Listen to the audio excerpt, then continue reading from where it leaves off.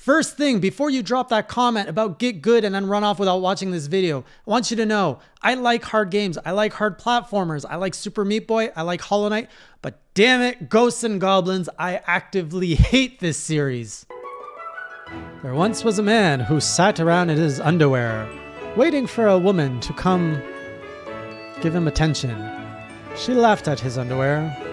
Egad, the castle's on fire, and the tree of many cherries has been plucked clean, and the rainbow furries escaped into the world. Quick, madame. No, he's taken my madame too. I was gonna say, quick, give me my armor. Should have had your armor the whole time, man. That's what you get for being in your underwear. And so our adventure began, as the underwear warrior bore his armor to save the rainbow furries and his lass. Video review. If you're familiar with this channel, you know that I tend to avoid really hateful videos. Even my Monster Hunter video was, I dislike this, I recognize it's good, but I don't want to play it. And then I ended up loving it and playing it, and that's a whole other story.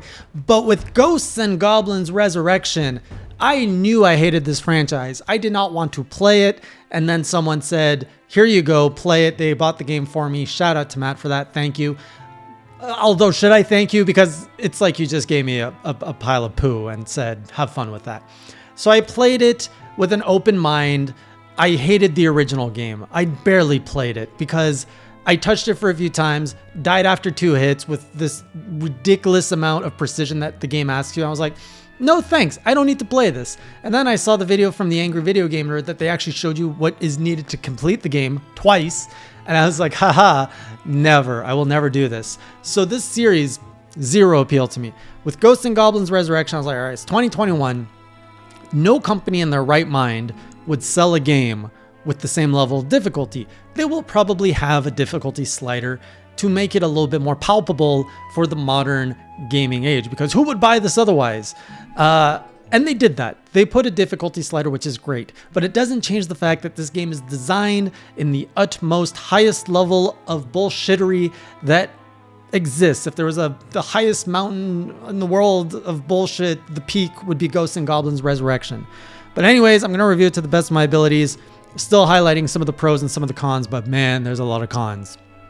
Let's get started with, actually, the art style is beautiful. Let's get started with that. So it's using a very nice, like, hand-drawn kind of aesthetic art style. And even when you're playing on the level, it almost feels like someone drew every piece, and it's animated in kind of this very unique way. The art direction, they did a great job. They did something unique. It's pleasant to look at. It feels a little bit like a storybook to some degree that's been digitized. They did a good job. 8 out of 10 graphics. I don't usually give points, but whatever. 8 out of 10. We'll even say 18 out of 10. I'm just going to throw random numbers that don't make sense anymore. Art style's good. Music is hate it or love it. So the first level, the music, you're like, okay, this is kind of catchy. I see what they're doing here. It's a remix of the original game theme, which is good, appropriate. It hits all those nostalgia cues that they're going for. But then after your like 30th death, you're like, oh, I hate this music. It's so annoying. But then there's some levels where the music is actually enjoyable. And I would die over and over. And I'm like, nope, this music is still enjoyable. So it really ranges. For example, this is a song that I like at first that gets annoying. So let's play that.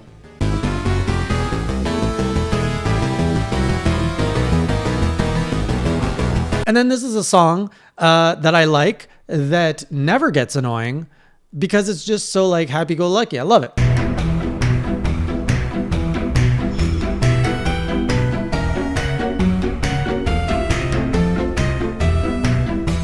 The sound effects, they get annoying because you're always hearing the same thing going like, wah, wah, wah. They all have like these different like annoying things. There's always enemies spawning everywhere. And some of them are just downright. The flying burritos, absolutely annoying. I hate those things. Now, Ghosts and Goblins, for those who don't know, is a game that is renowned through time for being just ridiculously hard. You basically play as Arthur, a knight who has to go fight these hordes of demons to rescue a princess. It's like Mario Castlevania had a baby and then someone punched the baby. That's what you got. And the whole gimmick is you can only get hit twice. You get hit once, you lose your armor and you're in your underwear. You get hit again, you die. And there's always enemies spawning from every direction, just coming at you, and the game trolls you hard. Now, the original game trolled you, and they leaned into that more. So many of my deaths, and so many of your deaths, will happen just by simply not knowing what the troll move is.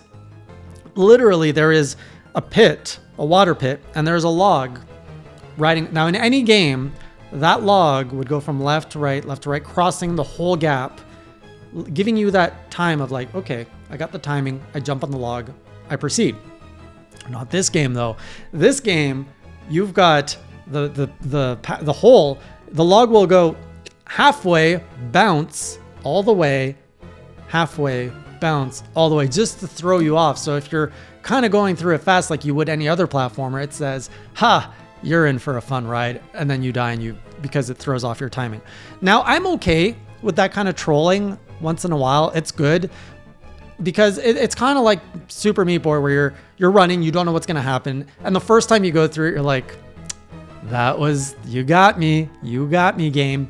But the problem with this game is that it takes so much effort and concentration to progress like one screen over, that when you die to a troll, the troll move is like, it's cute, but then it's like, oh, I have to go through all this pain again just to get over this troll move, which makes the troll move feel a lot less appreciated. You're just like, that was a good prank, but oh my God, you just gave me like so much pain. It's like, oh, haha, you gave me a wedgie. Oh, but great. Now I can never like put out my butt ever again.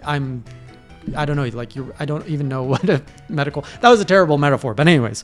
So that is the game. The game is very hard and trolly. So in this version of the game, you have 4 difficulty settings. You have Legend, which is the base default difficulty, which is ridiculously hard.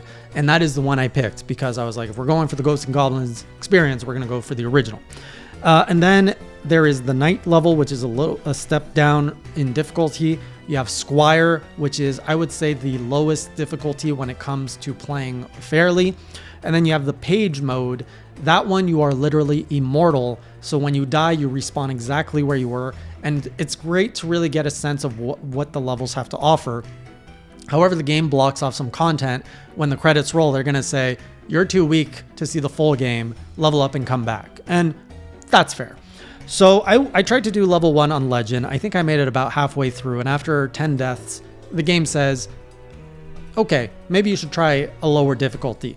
And I appreciate that. That was great. So I actually went down to Night, and I completed level 1 on Night. It took me about an hour to do one level, and I got over 30 deaths. So it was not easily done, but I appreciate that difficulty slider. After that, I did not complete any other levels. I brought it down to Page mode, and even on Page mode, it was a struggle to make it to the credits because there's some components, there's some parts where it's all like platforming, and it is such bullshit platforming, you're still going to struggle even with immortality. It's just disgusting. In terms of the gameplay, that's kind of where the meat and potatoes are here outside of the difficulty. So you basically can move, you can jump. There's no double jump. So you can move and jump. The movement is excessively laggy, like not laggy, just slow. And the jump is the most unrewarding jump ever. Like you're going to play this and you're going to wonder why you're playing this because it just does not feel good. Any other game, you're like Super Meat Boy again. You run, it feels fast. When you're like maneuvering and platforming, you feel like you're on Ultra Instinct mode. In Ghosts and Goblins, you just don't feel like a winner. I'm just gonna put it like that. You just feel like slightly intoxicated, and maybe someone chewed off your leg, and you're kind of like running a marathon. I don't know. So the movement sucks, and then you have another button to throw your weapons. Weapons being, you can only throw one weapon, but you can change weapons. We'll get to that in a minute. And if you hold your weapon button, you can potentially use your special, which I think this is new to Ghost and Goblin Resurrection. I think this is a new mechanic. You can use like a spell to do kind of an area of effect or something cool, which isn't really that cool. The weapons range, so your base weapon is you get to throw these lances, you can throw knives, you can get the most useless blue potion that you throw at the ground. Even more useless than that, you can get this big green ball of snot that you just throw and it has no range and it's a garbage weapon. I stuck with the knife. The knife seems to do the most damage. It's the one that you can spam the most. It's quick, it's fast. You can shoot it up and to the side. If you grab anything else, you're pretty much screwed. So I stuck to the knife. The skill tree, I think this is the new component to the game. Through every level, there are collectibles. So you can collect what I call the rainbow furries. It's like a furry that's rainbow. I mean, it's pretty self-explanatory. As you collect them, you can go back to the tree and plug the rainbow furries into the rainbow tree, which gives you special powers. And the special powers you can then use in the level, which I felt was useless because I could not pull them off. And oftentimes when you clear the screen in this game, it just gets instantly refilled, making the superpowers feel absolutely useless. There's a lot of cases where I struggled and I tried to use the superpower and the superpower didn't do anything. So are these superpowers really that super, or are they just powers? I vote for the latter. But the skill tree is cool that the mechanic is there. There's also a collectible component to it, which I'm like, ooh, I'm a completionist. I want to do this. No, you're not going to want to. Jason, you don't want to do this. So you can collect rainbow furries. You can collect treasure chests, which give you either points or weapons. The chests are all hidden, so oftentimes you have to hit a secret spot throughout the level to make a chest appear. I love that mechanic. This would be fantastic if it wasn't for the game being just so dumb at throwing enemies everywhere. You know, a game like Castlevania, for example, is really difficult. Like if you play Castlevania, the original on the NES, you watch my Castlevania diary. I call that game bullshit so many times, but I appreciate the fact that a game designer placed enemies in locations where they knew that the player would have to figure out that, okay, I need to do this timing to get this enemy. In Ghosts and Goblins, it feels like somebody just grabbed a bunch of enemies, threw them at the screen and said, good luck, try to survive. And then when you clear the screen, they just keep throwing enemies, and it doesn't feel calculated or intentional. It feels like there's a certain portion of luck, and that is some high-level bullshittery. The one thing I did enjoy in the gameplay were the bosses. I think that they did a really good job with the bosses. They actually felt fun, and maybe it's because there was that level of design. A boss has a loop. You have to study it. You have to gauge your positioning, and you have to figure out when to go defensive, when to go offensive. And the bosses felt fair, and they were quite fun to play.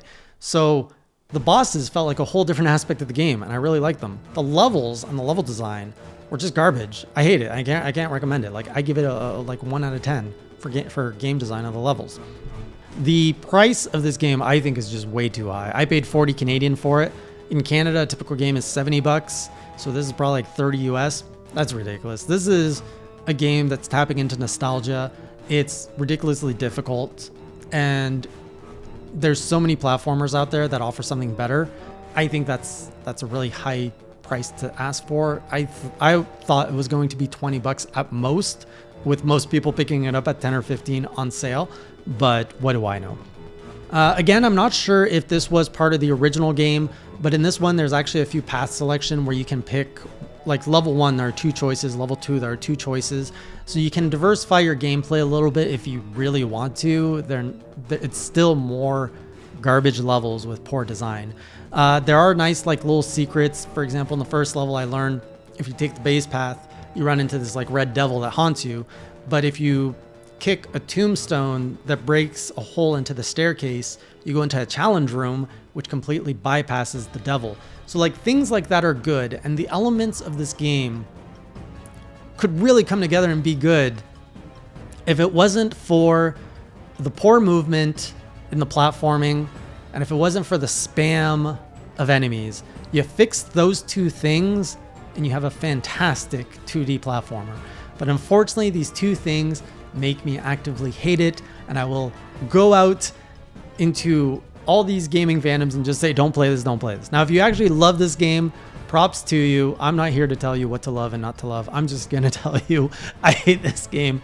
But hey, if you can play it and love it, I would love to see you complete this game. I would love to see someone who is good play this game, because hey, I can respect you fully if you can play this game legitimately and beat it. Those are my thoughts on Ghosts and Goblins Resurrection. Thanks for watching. I'll see you on the next Hey J review, and until then, keep it classy.